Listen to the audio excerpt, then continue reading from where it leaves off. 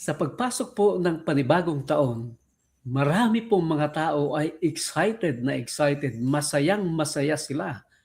Ngunit paglipas po ng ilang mga araw, the reality sets in at marami pong mga tanong ang bumabangon sa kanilang mga kaisipan. What lies ahead this year? Will I be able to handle what's coming? What if I fail again? What if the road is harder than expected? At alam nyo mga kaibigan at mga kapatid, into this honest fear, God speaks a powerful promise. Ano po ang pangako niya? God goes before you.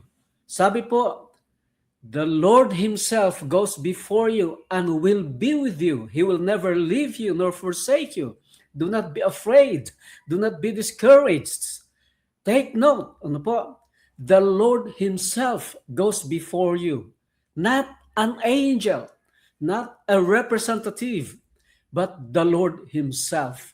Ang sabi sa atin ng talatang ito, unang-una, God goes before you into the unknown. Alam niyo po, nung sinalita ito ng Panginoon kay Moses, nung sila ay papasok pa sa lupaing pangako, sa lupang pangako, pero alam natin na si Moses ay hindi nakarating doon at panibagong leader ang mangunguna sa kanila.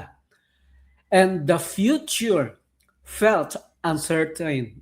Hindi sila sigurado na sila ay makakarating. Yet God assured them. Ano pong sabi ng Panginoon? The Lord Himself goes before you. And this passage teaches us a crucial truth. Ano po yung katotohanan ng mga kaibigan at mga kapatid? God does not wait for us at the destination. He walks ahead of us on the road. So, before you face new responsibilities, He walks ahead of us on the road. Before you face new challenges, the Lord walks ahead of us on the road. Before you face new environments, before you face new uncertainties, God is already there. You may not know what this year 2026 holds, but God already knows. He has gone ahead of you. So God does not wait for us at the destination. He walks ahead of us on the road. You know, the verse does not stop at the passage, at the phrase that says, goes before you, or the Lord goes before you. It continues. Nagpapatuloy. Sabi po niya, and I will be with you. God is not distant leadership. He is present companionship. He goes before you to prepare the way. He stays with you to strengthen your heart. You know, some people feel confident when things are clear. But faith grows when we trust God even when the path is unclear. Ang pananampalataya ay lumalago, mga kaibigan, mga kapatid, hindi kung kailan ay malinaw at alam natin kung ano ang mangyayari sa hinaharap. Ang pananampalataya ay lumalago kapag nagtitiwala ka sa Panginoon kahit na hindi mo alam kung anong dala ng bukas. So you are never walking alone. You are never fighting alone. You are never suffering alone. The God who goes ahead also walks beside you. Not only that, God goes before you, but He also walks with you according to this passage that we are reading. God is not distant leadership. He is present companionship. He goes before you to prepare the way, and He stays with you to strengthen your heart. And God's presence removes fear and discouragement. The command follows the promise. Ang sabi po, do not be afraid.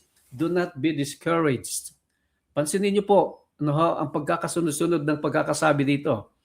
God's presence is declared and fear is addressed.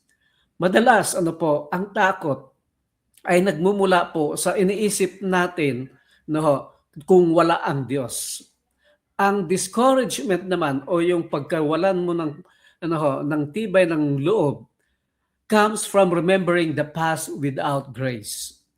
So kaya nga po mga kaibigan, mga kapatid, no, fear often comes from imagining the future without God. Discouragement comes from remembering the past without grace. But when God goes before you, fear loses its grip. Discouragement loses its power. So God does not promise an easy path, but He promises His presence on the path. And the last, ito po ang mahalaga.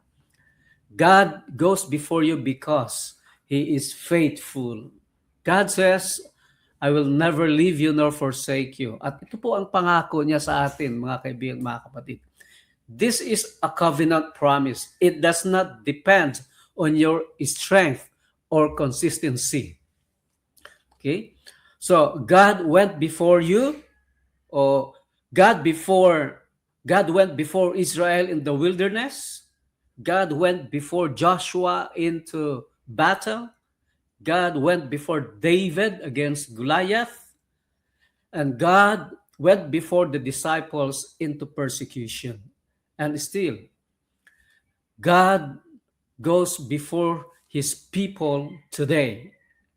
Kaya nga po, if God brought you through last year of 2025, He will also go before you this year, 2026. Walk forward with confidence, therefore, because the Lord Himself goes before you. Kaya nga po, as you step into this year, you may not have answers. You may not feel ready. Okay? You may not see the whole road, but you can walk forward with confidence because God is already there. You don't walk into tomorrow alone. You walk into it following faithful God. Kaya nga po, walk forward with trust, not fear. With courage, not discouragement. With faith, not anxiety, because the Lord Himself goes before you.